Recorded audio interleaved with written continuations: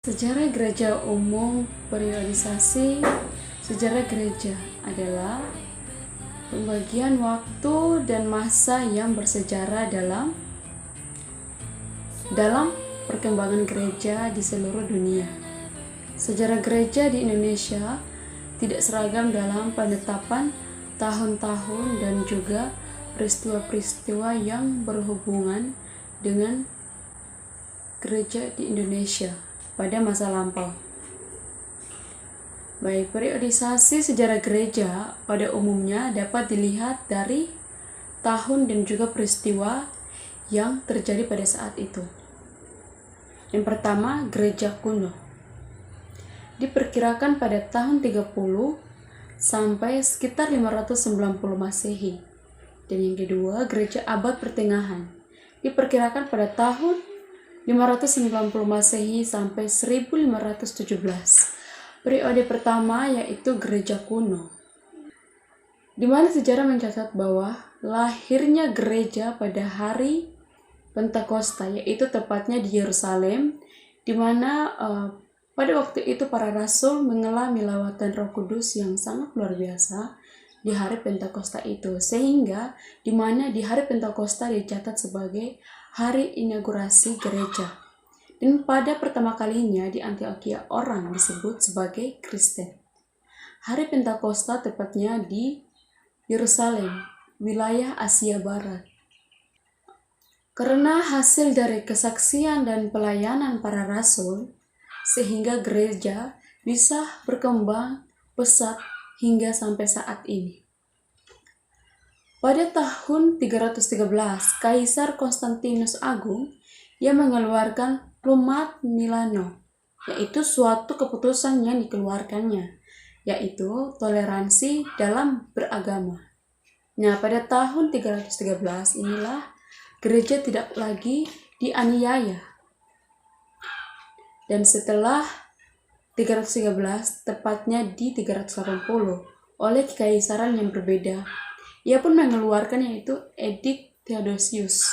Maklumat yang kedua ini adalah tahun gereja di mana benar-benar sudah merdeka dan telah diterima secara khusus kekristenan, sehingga menjadi agama negara yang di bawah pimpinan kekaisaran Romawi. Pihak kekaisaran sudah mengakui dan menerima gereja.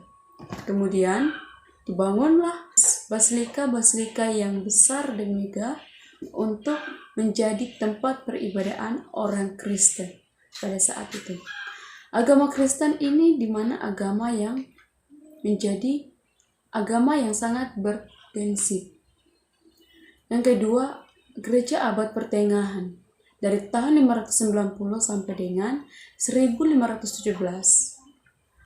Masa pemecahan reformasi yang sangat mengubah kekristenan saat itu, di mana gereja ada di zona nyaman pada saat itu, yang ternyata pada akhirnya membuat banyak sekali penurunan standar hidup. Gereja benar-benar mengalami penurunan. Yang pertama yaitu dalam standar hidup, para imam lebih memilih untuk hidup yang duniawi, demikian juga gereja. Contohnya, adanya praktik korupsi dan adanya penyimpangan lain. Dan yang kedua, dari sisi ajaran terjadi deviasi atau penurunan dari standar yang seharusnya.